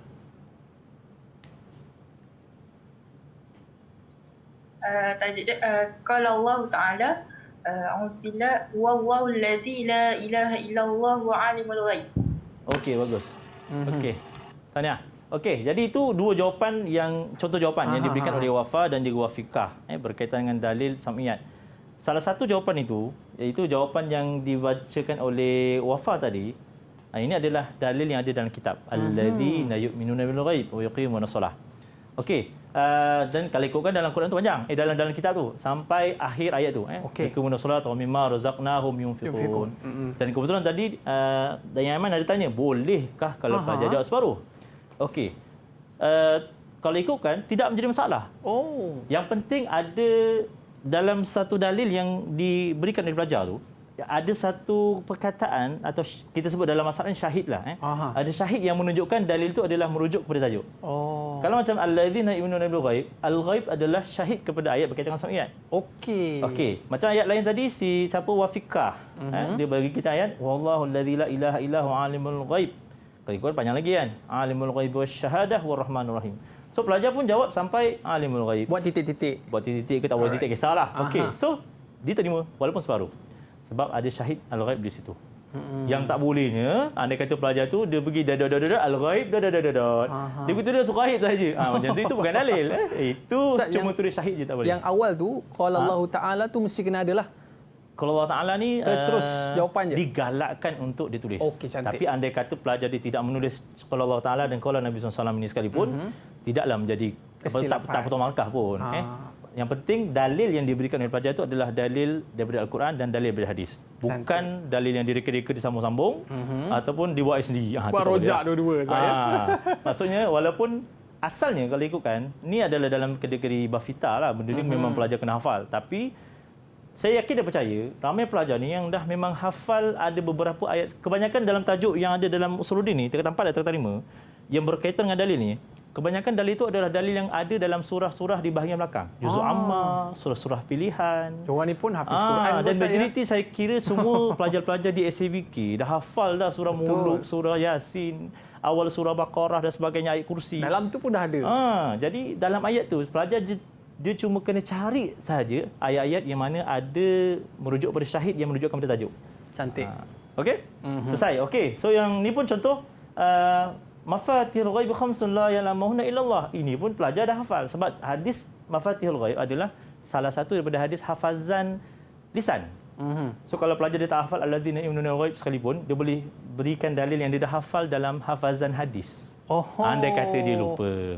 Maksudnya dalam apa yang dia belajar dekat dalam silibus tu pun dah sedia ada pun dalil tu. Mana dia tak payah nak korek-korek dekat bahagian Quran dan hadis yang sedia ada lah kan. Mungkin dia tak menghafal dalil-dalil yang lain.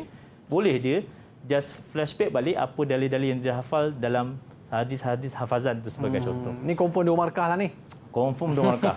Ni tak ada ceraian 1 markah, tak ada. Cantik. Mana kalau pelajar jawab sampai al-ghaib pun dia dapat 2 markah, dia jawab sampai hujung sampai habis ayat tu pun tetap 2 markah. Alright. Maksudnya tiada potongan 1 markah. Tak ada separuh markah. Yang tadi tak ada tu ada separuh markah. Yang ni tak ada. Okey, next.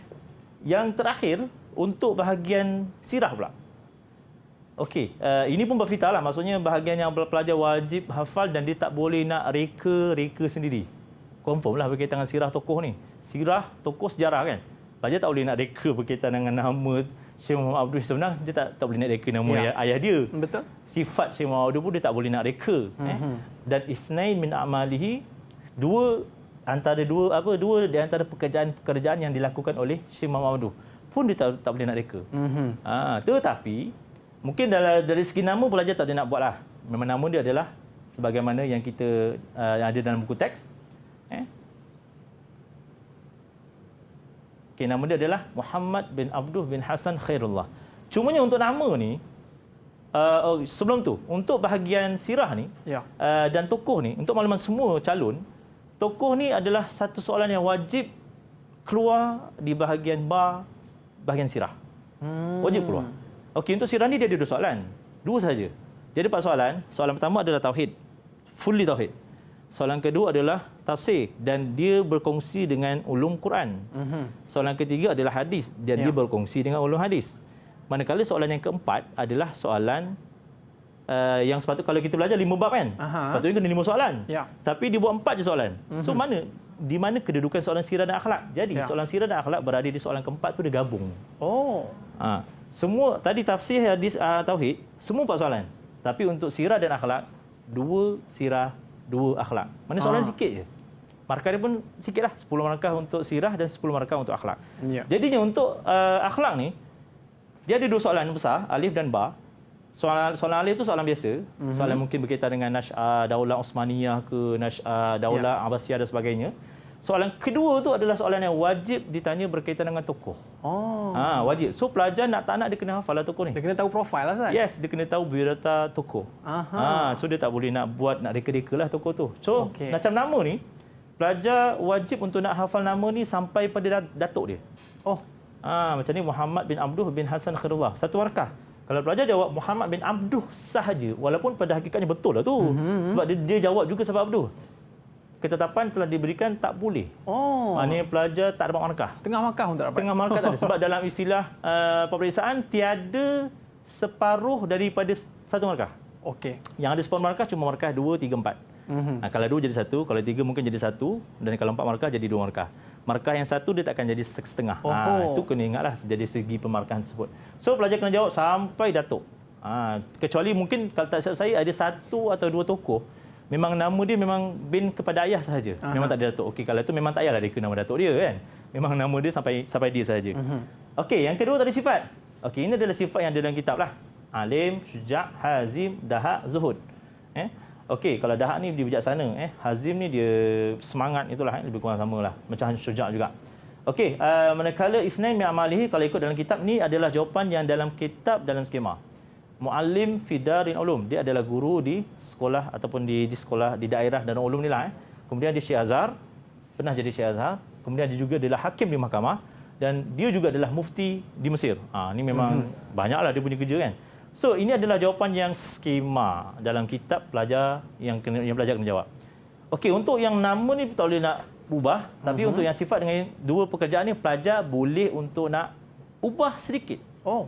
Maknanya dia tak payah ikut skema pun tak apa. Okey, contoh jawapan yang ijabah al-maqbulah, jawapan yang diterima walaupun pelajar jawab dengan jawapan yang berbeza, tak sama dengan skema dia.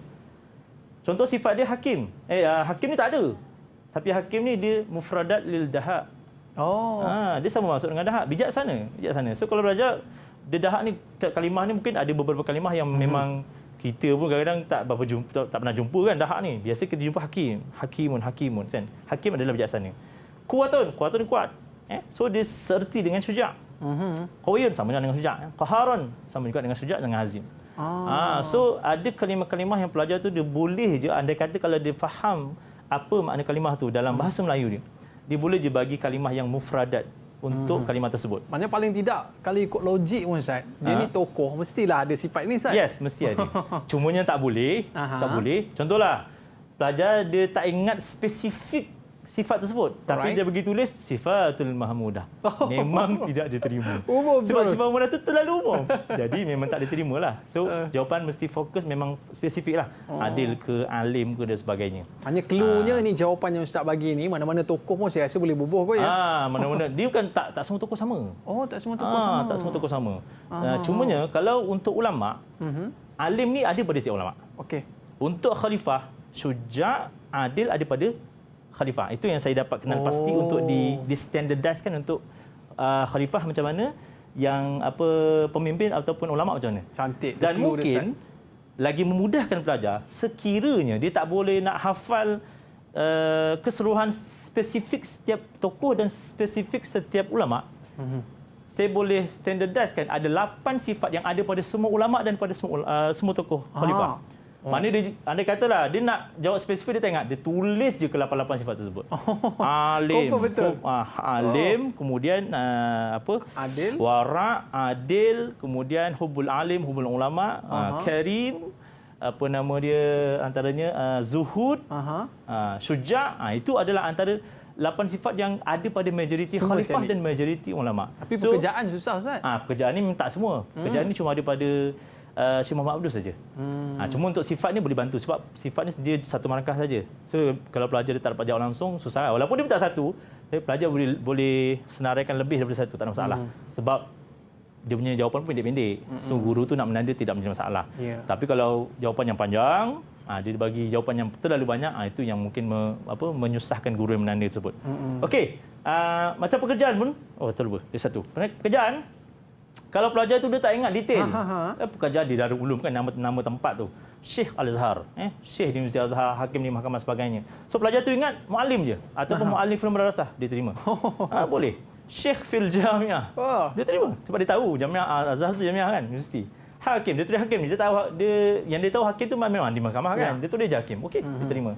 Dan mufti je. Mufti tu memang mufti, tak ada mufti. Cumanya nama tempat tu lah. So, dia cuma satu markah je. So, tidak menjadi masalah. So, boleh untuk diterima jawapan tu. Andai kata dia pendek, kata dia jawapan tu pun dia terima. Boleh terima juga. Okey. Okey, selesai untuk bab fitah. Sekarang kita nak masuk bab fiqh. Bab fiqh ni yang banyak ni. Bab fiqh banyak. Bab fiqh ni yang banyak, yang memang semestinya yang sangat-sangat dinantikan oleh pelajar. Sebab bab fiqh ni lah yang sangat-sangat membantu pelajar untuk dia nak grab markah seberapa banyak yang mungkin. Ustaz kata tadi goreng tu Ustaz. Yes. Go ni yang goreng ni. Dia nak goreng je.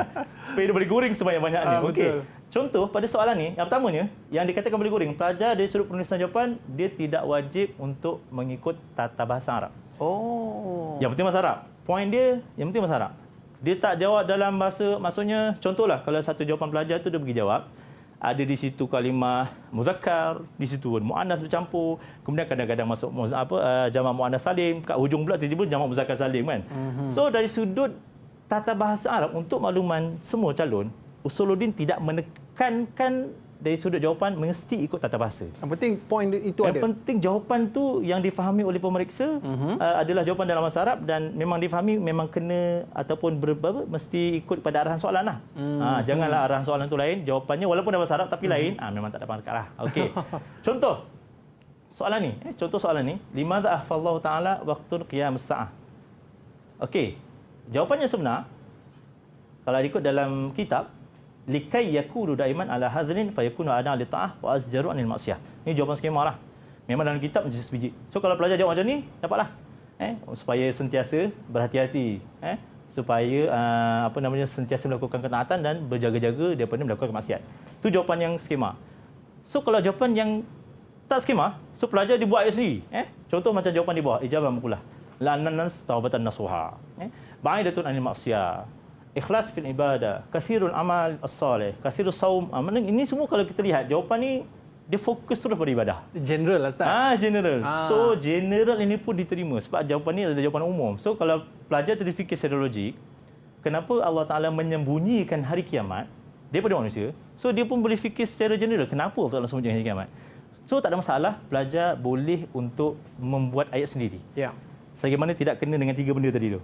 tak kena dengan takrif, tak kena dengan dalil dan juga tak kena dengan tokoh-tokoh yang berkaitan dengan sirah. So selain daripada itu, senang cerita selain daripada itu, pelajar boleh untuk nak buat ayat sendiri, nak memberi ataupun nak mereka ayat yang dia faham sendiri, tak masalah. Yang penting mesti dalam bahasa Arab. Okey, next. Okey, ini soalan selain takrif. Okey, ni kita mungkin boleh minta bantuan pelajar-pelajar apa yang mereka faham. Okey, contoh. Soalan ni, di sini contoh soalan yang bukan takrif. Soalan bukan takrif maksudnya dia menggunakan ayat mahia, ma huwa, mal murad, mal maksud, ma makna. Ini bukan takrif. Dia adalah soalan yang kita boleh katakan soalan yang berbentuk umum. So pelajar dia bebas nak memberikan apa saja jawapan walaupun tak sama dengan skema. Yang penting tak begitu jauh lah dia punya jawapan tu. Okey, contohlah kita bagi panduan ataupun respon kepada pelajar. Soalan dia mal murad bil muflis fil akhirah. Apakah maksud muflis di akhirat? Ini soalan hadis lah, soalan hadis. Siapa nak jawab ni? Siapa nak jawab? Soalan ni best ni. Okey, try. Try siapa nak jawab? Silakan Arina. Murad bi muflis fil akhirah huwa allazi tad'u hasanatihi ولا يبقى له ثواب بسبب ظلمه في الدنيا بفعله سيئات. Okey, bagus. Masya-Allah. Oh, ini memang jawapan hafal dalam kitab ni, bagus. Memang tepat jawapan dia, Ustaz. Tahniah, bagus. Rina. Okey, ada jawapan lain. Mungkin jawapan yang selain dari kitab kita nak tengok. Najmuddin dia suka bagi jawapan pelik-pelik ni. Najmuddin dia suka jawapan pelik. Okey, kita tengok Najmuddin dulu. Najmuddin. Okey, Din, sila. La sawab lahu fi dunya. La thawab lahu fi dunya. Memang lari daripada jawapan yang ada dalam skema tadi. Okey, bagus. Tak apa, kita tengok nanti dia punya pemarkahan macam mana. Okey, ada lagi? Ehsan nak cuba, Ustaz? Boleh? Boleh Ehsan. Okey, silakan Ehsan. Last ni kita last. Laisa amalu soleh, laisa amalu soleh di dunia. Laisa amalu soleh fi dunia. Memang lain lah. Okey. Terima kasih Ehsan, Najmuddin dan juga Arina. Okey, kita tengok skema dan juga jawapan yang diterima. Okey, jawapan yang diterima. Ini contoh jawapan, dia ada 3. Yang lain semua tadi yang sahih dengan makbulah. Ini saya tambah yang mardudah sekali. Sebab ada yang ditolak. Yang tadi tu ditolak, maknanya dia tak jawab macam tu, memang ditolak lah. Yang macam ni kalau dia, sebab pelajar kadang-kadang dia faham muflis ni lain. Jadi sebab sepanjang penandaan di sekolah saya menanda kitab budak ni, dia faham muflis ni lain. Ingat miskin pun Ustaz kan? Sedangkan sepatutnya dia faham muflis tu apa. Okey, kalau kita faham muflis ni memang langsung tak ada apa-apa. Betul. Okey, tak apa. Kita tengok kalau jawapan sahih ni yang tadi si Arinah jawab Okey, waladhi tad'u hasanu wa la yabqalahu thawab bisabab zulmihi. Okey, sampai akhirlah. Kalau pelajar jawab sampai hasanatuhu pun boleh diterima, tak masalah. Ataupun wa la yabqalahu thawab pun boleh terima juga. Yang penting la ada la yabqa tad'u, hilang terus.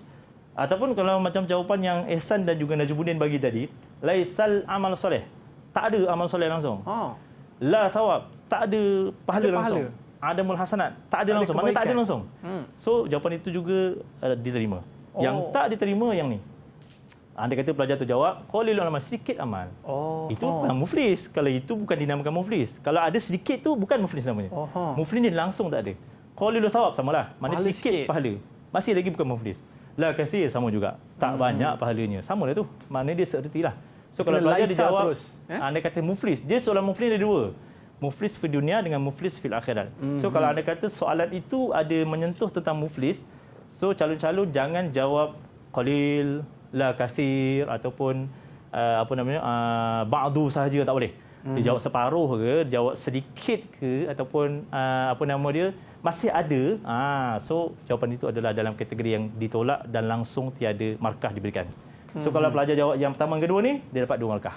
Yang makbul tetap pendek. Dapat 2 Tetap dapat 2. Walaupun pendek. Yang penting dia ada dia memenuhi kriteria bahawasanya dia langsung tiada apa-apa pahala yang dibawa di akhirat.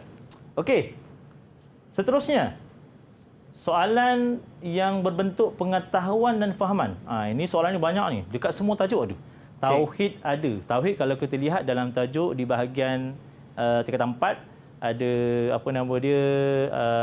ahwal yaumul qiyamah, ahwal yaumus saah, ahwal yaumul ba'thi. Kalau tingkatan 5 pula tauhid ada pada mabadi ahli sunnah, mu'taqidatus syiah ada di situ. Kalau yang liberal pun ada juga, athar liberaliyah. Maksudnya semua ni athar, awamil, mabadi, syurut, sifat, fawaid, mu'taqidat dan seterusnya ni ada dalam setiap bab.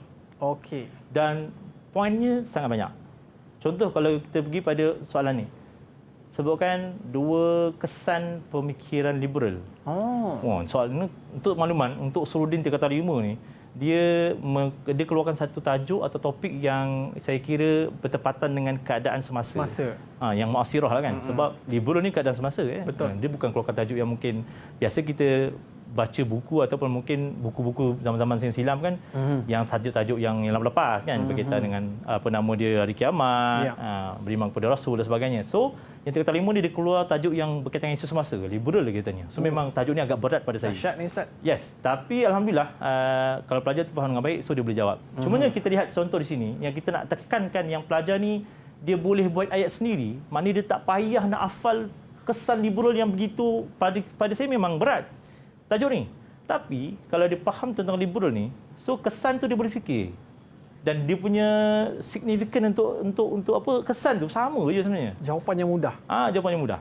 Okey, contoh kalau kita kesan pemikiran liberal ni, kalau boleh mungkin ada siapa yang nak bagi jawapan untuk kesan pemikiran liberal yang mungkin awak jawab. Ada? Faiz? Apa yang awak boleh jawab tentang kesan pemikiran liberal ni? Okey, silakan. Sila Faiz. Bismillahirrahmanirrahim. Untuk saya fikrah liberia ni, akidah, dari segi akidah, ifsadul akidah Islam. Okey. Yang kedua, al-ijtima', huraian dia adalah ba'id al-muslimin ani ta'lim Islam. Okey, bagus. Okey. Kalau lihat, itu adalah jawapan yang Faiz bagi, ada dua, iaitu dari segi akidah, dari segi ke masyarakat atau betul sosial. Okey, kita lihat skema. Okey, ini adalah skema yang ada dalam kitab. Dia ada 3 bidang ataupun 3 kesan utama. Tapi kalau dipecahkan lagi ada 5 akidah, tarbiyah, akhlak, ijtima' dan siasah. Cuma dalam kitab tu digabungkan tarbiyah, akhlak, ijtima' tu dalam satu poin. Tapi kalau pelajar pecahkan pun tak ada masalah. Dan diminta cuma 2 sahaja kesan pemikiran liberal. So kalau ikut skema, ikut kitab, pelajar jawab akidah, tashkif yang ada. Okey, ini dalam skema. Dan begitu tarbiyah, akhlak dan sebagainya sama. Okey, tadi jawapan yang Faiz berikan adalah jawapan yang dibuat ayat sendiri. Okey, dia jawab akidah, ifsad, akidah Islam. Ijtima', ma'idatul muslimin an ta'lim Islam. Dan kalau anda kata dia jawab siasah, ta'lim Islam fil masjid wal madrasah faqat. Yes. Jadinya kalau pelajar jawab yang ni pun dia terima dan jawab yang di atas ijabah sahih pun diterima. Bermaksudnya di sini pelajar tak perlu menghafal detail dia tu, syarah dia tu tak perlu nak hafal. Awak kena faham dan ingat cukup. Yang penting dia tahu liberal tu apa Ustaz. Yes, dia kena tahu liberal tu apa dan dia boleh buat ayat sendiri. Yang penting penjelasan ayat dia tu menjelaskan tentang apa yang nak dinyatakan. Okey, itu satu. Kemudian kalau lihat pada markah 4. Ya. Ada beberapa soalan yang aras tinggi. Okey, untuk soalan yang aras tinggi dia 4 markah. Kebanyakan aras tinggi ni 4 markah dan markah dia besar. Markah besar tu adalah soalan yang aras tinggi. Memang dia bagi markah besar. So kalau soalan aras tinggi seperti ini 4 markah, macam mana penilaian 4 markah yang diberikan? Okey. Andai kata pelajar cuma menjawab akidah, ijtima', akhlak, tarbiyah dan siasah. Dia jawab tu je. Depan ni je. Dia tak bagi yang detail. Penerangan dia. Yes. Andai kata dia tak berikan yang penerangan, dia cuma dapat 1 markah saja. Dia jawab akidah dan ijtima', 1 markah. 2 markah je lah. Lagi 2 markah mana dapat? Lagi 2 markah berserta dengan huraian. Andai kata dia jawab semua depan ni je, akidah, ijtima', akhlak, tarbiyah, siasah, jawab 2 je. 5 dia jawab, tapi dia tetap dapat 2 markah. Sebab dia minta 2 tu adalah poin berserta dengan huraian. Ustaz bagi ayat tu sangat mudah lah Ustaz, ya? Ya, mudah ada ifsadul akidah Islam. Ini pun ayat yang saya kira mudah bagi saya dan saya kira mudah juga bagi pelajar. Dan pelajar pun dia boleh buat ayat sendiri yang mudah. Contohlah kalau dia tak gunakan ifsad pun, dia guna kalimah fasadul akidah Islam pun boleh, tak masalah. Boleh diterima dah. Boleh. Digunakan sebab fasad tu kalimah yang fasadun kan, kalimah fi'il madhi sekalipun tak masalah. Sebab yang penting bila mana penandaan itu berlaku, guru yang menanda itu dia faham. Sebab bila menanda kami yang menanda ni, saya menanda dekat sekolah ni, saya kena menanda kertas pelajar ni dengan mengikut aras level pelajar. Maknanya guru menanda ni, guru dia bukan menanda dengan level dia sebagai guru, dia contohlah di PhD ke, dia universiti mana-mana, dia BBA ke sebagainya. Kalau dia menanda ikut level dia belajar, habislah jawapan pelajar semua habis. Tak ikut buku teks, salah. Tak ikut buku teks, salah. Ustaz pelajar lah. Guru tu dia kena menanda kertas pelajar tu dengan menjadikan dia sebagai pelajar. So dia akan faham jawapan pelajar tu, apa yang pelajar tu nak masukkan pada jawapan pelajar. Jadi ni Usuluddin dia memang bermatlamatkan yang penting pelajar tu dia faham Dan jawapan pelajar tu memang mengikut kehendak apa yang dia belajar dalam setiap tajuk yang dia belajar tu. Okey, ini adalah untuk yang kedua. Ini yang kedua dari segi Bafigo. Yang ketiga, okey, info tambahan dan sisipan. Okey, info tambahan dan sisipan ni maksudnya apa? Untuk bahagian kitab Usuluddin ni, Usuluddin ni banyak sangat pada setiap tajuk ada dia punya info-info tambahan. Setiap tajuk ada info-info tambahan. Jadi, pelajar dia kena hafal. Dia tak boleh abaikan info tambahan. Contoh macam soalan tadi tu, limadha afallahu sa'ah ni, dia adalah soalan yang mana dia tak ada dalam silibus. Tetapi dia ada dalam bahagian maklumat idhafiyah hal ta'lam. So pelajar kalau dia tak baca, memang dia tak akan dapat dan tak boleh jawab lah. Melainkan kalau dia faham soalan tu apa, so dia boleh goreng dengan ayat dia sendiri. Tapi kalau dia tak baca, alamak soalan ni tak pernah belajar pun. Dan guru pun, dia kena ajar setiap apa yang dekat dalam buku teks tu. Dia tak boleh belajar yang silibus saja. Dia kena belajar sekali apa. Kadang-kadang dekat bahagian info tambahan ni ada info-info tambahan yang tak ada dekat bahagian silibus tu. Okey. Nauk ke kadang-kadang apa info tambahan, so dia kena ajar. Contoh di sini sama macam tadilah. Ni adalah info tambahan. So jawapan dia sama macam tadilah. Pelajar jawab kalau ikut skema macam ni, kalau dia jawab ayat sendiri pun boleh juga. Okey, next. Okey, tafsir dan hadis. Makna kalimat sama seperti tadi, makna kalimat juga adalah poin-poin yang mana melibatkan makna kalimat. Kalau pelajar kalau lihat contoh soalan ni, bil batil wa tadullu fariqan bil ismi. Kalau pelajar dia tak hafal, kalau saya jumpa di satu sekolah, bila mana saya pergi berkongsi di sana, pelajar tu kata, "Ustaz, kita orang jawab dengan ayat sendiri. Ustaz tu kata salah." Ustaz tu kata kena hafal apa yang ada dalam kitab. Jadi satu pemahaman yang mungkin silap oleh guru berkenaan, mungkin dia tak dapat maklumat berkaitan dengan perkara tersebut.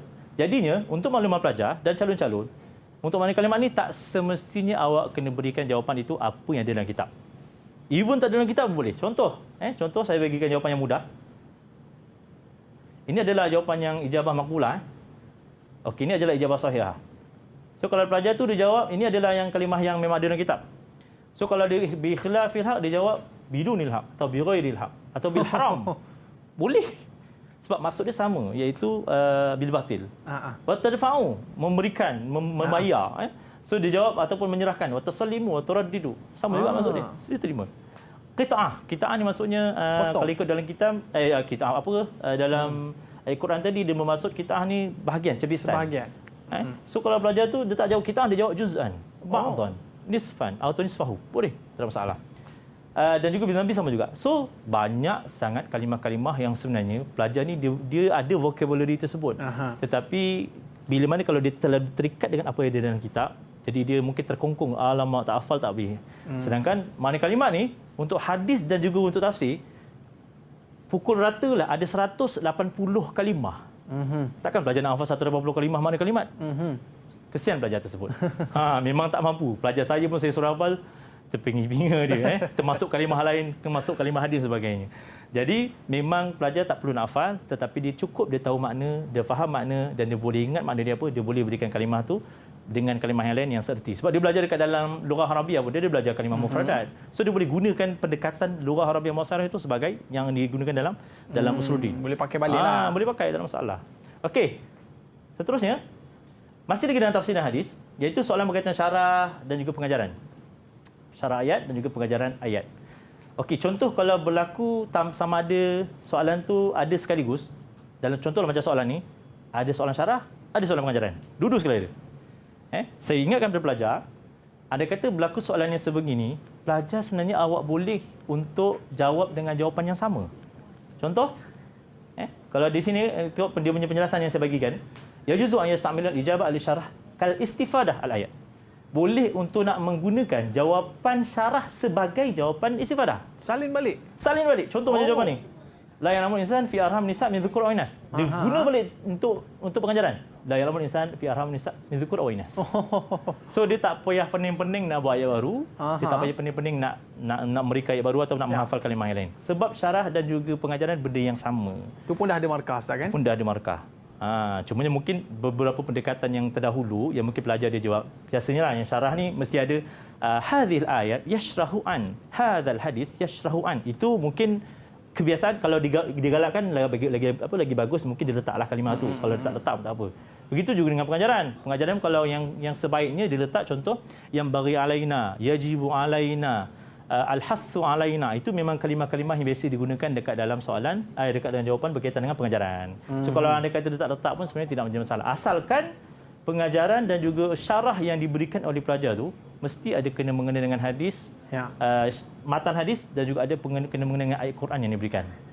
Okey, saya kira tak ada masalah dan lagi membantu semua pelajar ni. Anda kata mereka nak menghafal syarah yang ada dekat dalam kitab tu, masya-Allah tabarakallah. Panjang, terutama tafsir. Tafsir 3 kali 5 panjang dia punya syarah. Takkan pelajar nak jawab semua ayat Quran. Contoh ayat dalam surah Al-Kahfi tu, ayat 1 hingga 8, syarah dia dah 2 muka surat. Ya.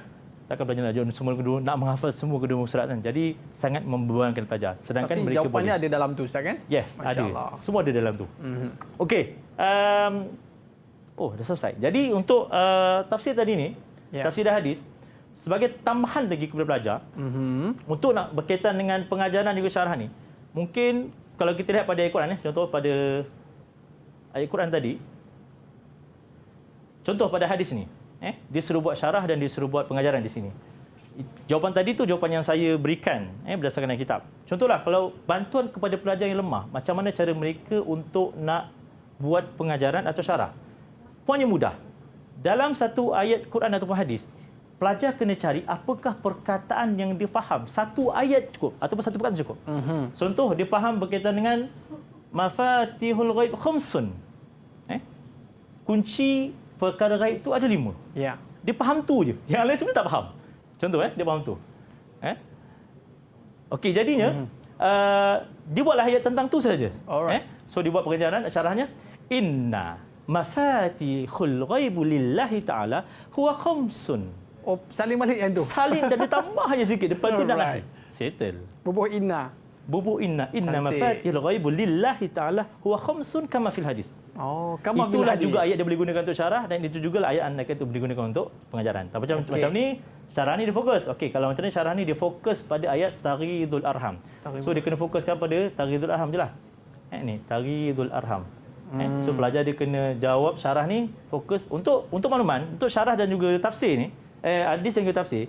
Kalau tafsir dia punya syarah umum. So dia tak fokuskan pada mana-mana bahagian. Tapi kalau hadis dia akan fokus pada satu perkataan di suruh syarah tu je. Maknanya kita kena tengok perkataan yang ditulis macam hadis ni dia suruh syarah ni je. So pelajar dia kena syarahkan matagut arham. Dia jangan syarah yang lain. Okey. Kalau pengajaran okey, dia boleh buat je pengajaran mana-mana. Okey. Jadi je kalau mataghidul arham, kalau kita lihat maksud dia, mataghidul arham, apa yang terkandung di dalam rahim ibu atau rahim wanita.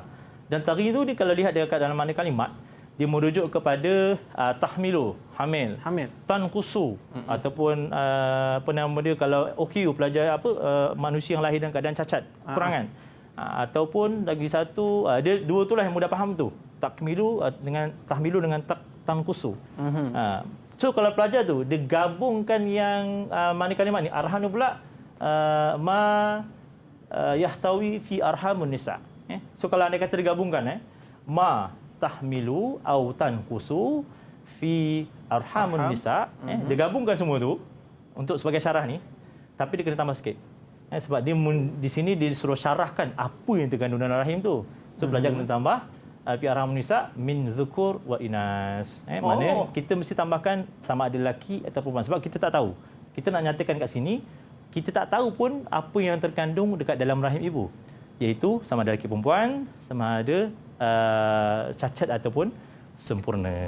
Okey, jadi saya kira selesai untuk keseluruhan Bafigo dan Bafita yang ada di dalam soalan inilah, untuk panduan kepada semua pelajar.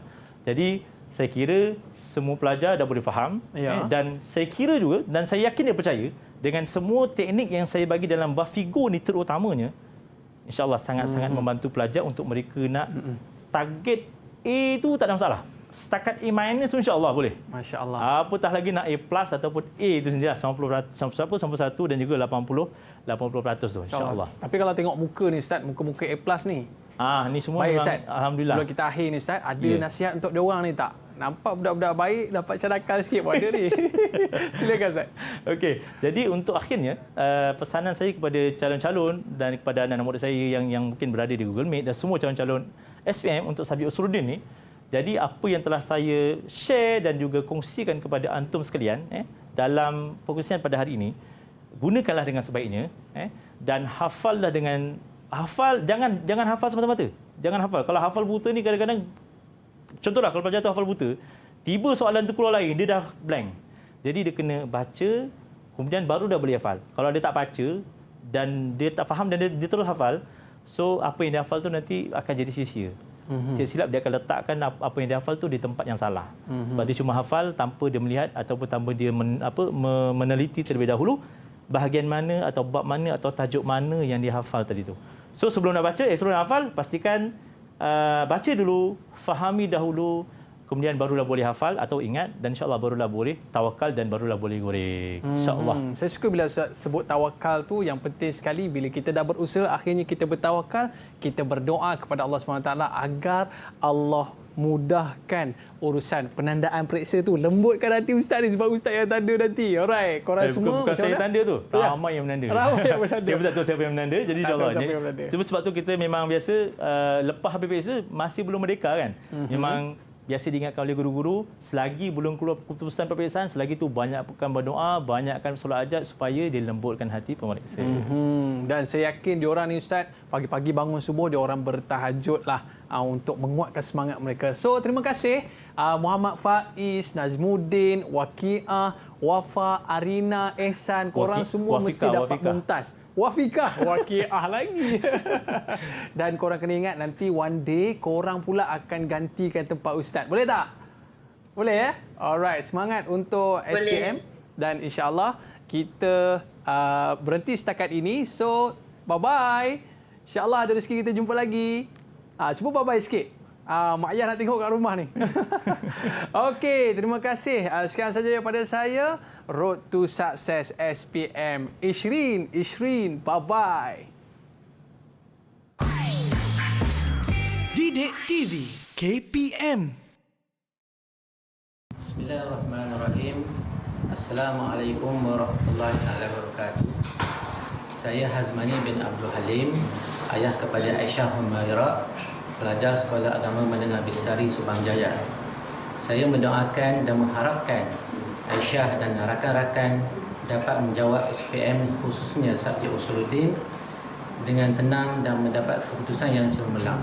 Amin. InsyaAllah bitaufiq wal najah. Assalamualaikum warahmatullahi wabarakatuh. Anak-anak calon SPM tahun 2020 Sekolah Menengah Legatil Arabiah Tangkap, khasnya Muhammad Faiz bin MD Fauzi, selamat menduduki peperiksaan SPM. Semoga diberi kelapangan hati dan ketenangan jiwa untuk meneruskan peperiksaan yang berbaki beberapa hari lagi. Di kesempatan ini, Ibu ingin mengucapkan selamat maju jaya. Semoga kejayaan menjadi milik anda. InsyaAllah.